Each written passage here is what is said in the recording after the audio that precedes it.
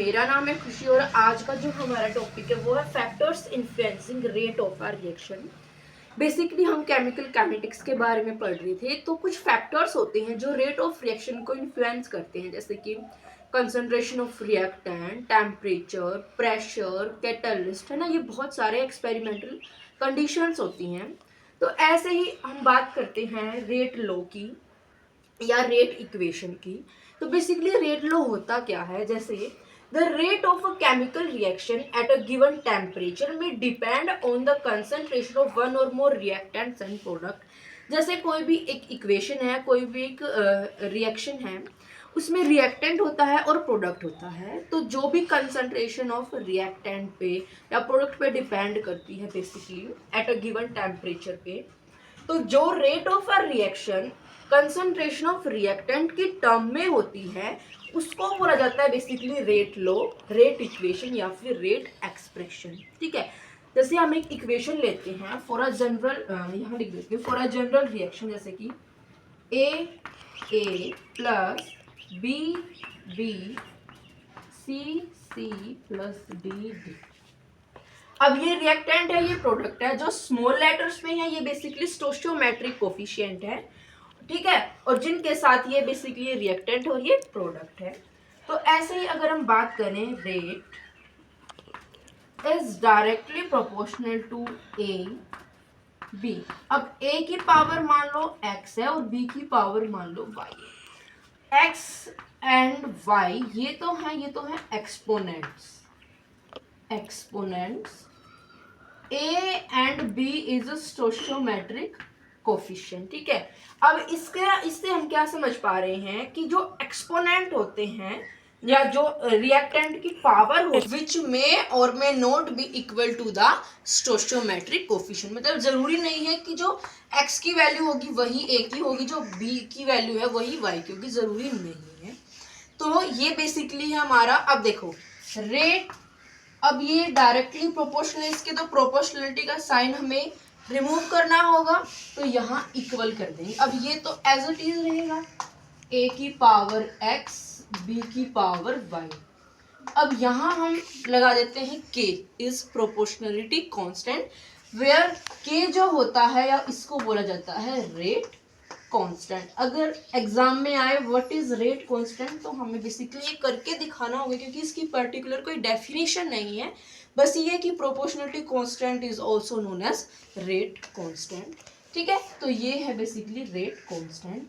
अब यहाँ से हमारा एक और डेफिनेशन आती है रेट लॉ एक्सप्रेशन की या रेट लॉ की दूसरी डेफिनेशन, इन सबको मिला के कि क्या है, ये किस टर्म में हो रहा है, मोलर कंसंट्रेशन की टर्म में हो रहा है ना। Molar concentration of reactant in terms of this and the stoichiometric coefficient which may और may not be equal to the raise to the some power. Another definition की, तो rate law is the expression in which reaction rate is given in terms of molar concentration of reactant with each term raised to some power which may or may not be same as the stoichiometric coefficient of the reacting species in a balanced chemical equation। ठीक है, तो ये इसकी second definition है rate law की। अब यहीं से जो रेट है इसको minus d r by d t भी मैं लिख सकती हूँ as a concentration of reactant. तो ये इक्वल हो जाएगा k a की पावर x और b की पावर y की। अब इस इक्वेशन को बोल देंगे हम डिफरेंशियल रेट इक्वेशन। अब हम बात करते हैं order of a reaction basically क्या होता है। तो जैसे हमारे पास एक रिएक्शन है, rate is equal to k a raise to the power x sorry b raise to the power y, हमारे पास ये एक एक्सप्रेशन है। तो इसमें ये क्या है, x एंड y कोफिशिएंट है और a के सामने और b के सामने जो होता है बेसिकली उसको बोलते हैं स्टोइचियोमेट्रिक कोफिशिएंट, जैसे कि आपको पता है, जैसे मैंने पिछली वीडियो में बताया है। तो x और y बेसिकली है एक्सपोनेंट। तो एक्सपोनेंट का जो सम होता है यही होता है ऑर्डर ऑफ अ रिएक्शन। अगर ऑर्डर ऑफ अ रिएक्शन की डेफिनेशन की बात करें तो the sum of the concentration of reactant is called order of this reaction, order of a chemical reaction. तो ये बेसिकली ऑर्डर होता है। अब जैसे मान लो यहाँ वैल्यू 2 है, यहाँ 3 है, तो कितना हो गया, 5 हो गया। अब हम बात करते हैं जैसे कि first order, zero order of a reaction क्या होगा या second order of a reaction क्या होगा। एक रिएक्शन जीरो ऑर्डर में कब कहलाएगी, अगर मान low concentration of reactant change हो रहा है बट उसका कोई इफेक्ट प्रोड्यूस नहीं हो रहा है, तो उसको बोलेंगे zero order reaction. Basically order of a reaction is zero. अगर कोई रिएक्शन है, रेट ऑफ अ रिएक्शन है, उसमें क्या हो रहा है, डबलिंग हो रही है कंसेंट्रेशन ऑफ रिएक्टेंट और उसका जो इफेक्ट है, उसका जो प्रोडक्ट फॉर्म हो रहा है वो भी डबल आ रहा है, तो उसको बोलेंगे हम फर्स्ट ऑर्डर रिएक्शन। अगर मान लो rate of are reaction, concentration of reactant अगर डबल है, उसका इफेक्ट जो है वो क्वाड्रुपल है, सेकेंड ऑर्डर, तो उसको बोलेंगे second order of are reaction. अब एलिमेंट्री रिएक्शन क्या होती है और कॉम्प्लेक्स रिएक्शन क्या होती है उसकी बातें करते हैं। एलिमेंट्री रिएक्शन जो सिंगल स्टेप में खत्म हो जाए वो होती है when a sequence of elementary reaction called mechanism give us the product, तो उसको बोलते हैं कॉम्प्लेक्स रिएक्शन। अब हम बात करते हैं units of rate constant. Rate constant basically के होता है। अब जैसे हमारे पास ये इक्वेशन है, ये रिएक्शन है हमारे पास, यहाँ से अगर हम के की वैल्यू निकालें रेट कांस्टेंट की बेसिकली, तो क्या हो जाएगी, रेट अपॉन ए की पावर एक्स और बी की पावर वाई, ये हो जाएगी यहाँ से के की वैल्यू। तो और ये एक्स प्लस वाई क्या है, एन। एन क्या है, मान लो ऑर्डर ऑफ अ रिएक्शन, ये हमने अभी देखा कि ऑर्डर ऑफ अ रिएक्शन क्या होता है, ये मान लिया इज इक्वल टू एन। तो यहां से देखो क्या हो जाएगा, कंसंट्रेशन अपॉन टाइम मल्टीप्लाई में 1 बाय कंसंट्रेशन की पावर एन हो गई ऑर्डर ऑफ अ रिएक्शन।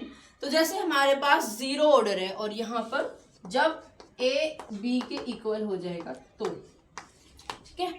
अब जैसे जीरो ऑर्डर है, फर्स्ट ऑर्डर है और सेकंड ऑर्डर, तो उनकी यूनिट्स क्या हो जाएगी वो हम देखेंगे।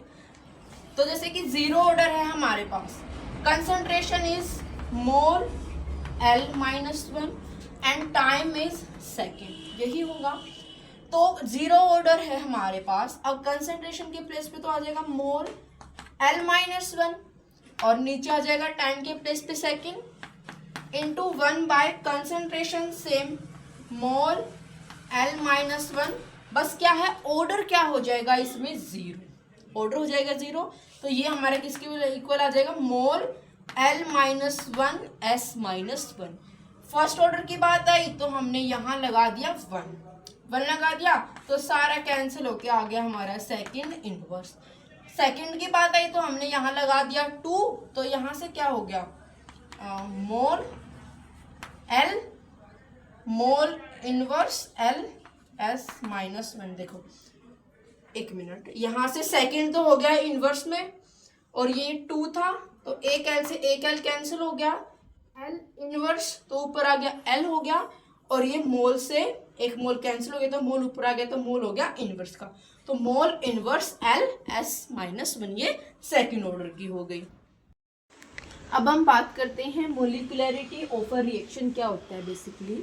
तो मोलिकुलरिटी ऑफ अ रिएक्शन एक अलग मैकेनिज्म है जिससे हम बेटर अंडरस्टैंड कर सकते हैं एक रिएक्शन के बारे में।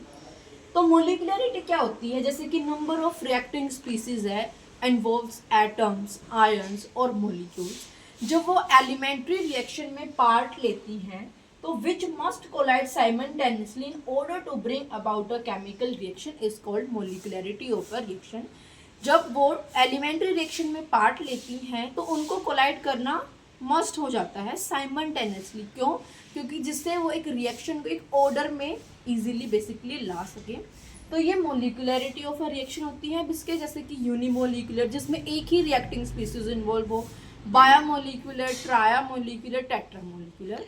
अब जैसे कि क्या होता है, एक कंटेनर है मान लो, उसमें मॉलिक्यूल्स हैं, वो आपस में कोलाइड कर रहे हैं, बट क्या होता है 3 से ज़्यादा molecules, 3 are very rare and slow to proceed.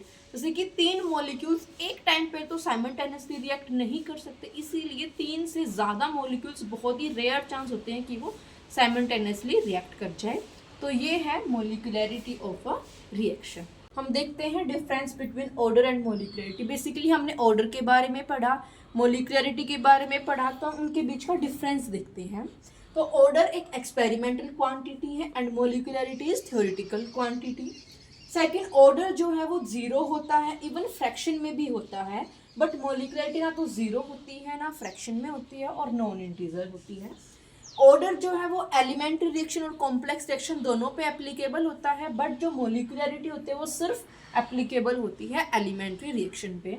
Fourth हम देखते हैं ऑर्डर जो है वो order is given by the slowest step. जैसे एक ऑर्डर ऑफ अ रिएक्शन है, जो कोई भी मान लो वो स्लोएस्ट स्टेप है, तो जो स्लोएस्ट स्टेप होता है रिएक्शन में वही होता है रेट डिटरमाइनिंग स्टेप, बेसिकली उसको बोलते हैं, और वही ऑर्डर के रेट को मतलब बेसिकली फाइंड करता है कि ऑर्डर ऑफ आर रिएक्शन क्या होगा। जो रेट डिटरमाइनिंग स्टेप होता है वो स्लोएस्ट स्टेप को ही माना जाता है। मोलिकुलरिटी में क्या होता है, अपनी अपनी इंडिविजुअल स्टेप की खुद की एक मोलिकुलरिटी होती है। तो ये बेसिकली था difference between order and molecularity.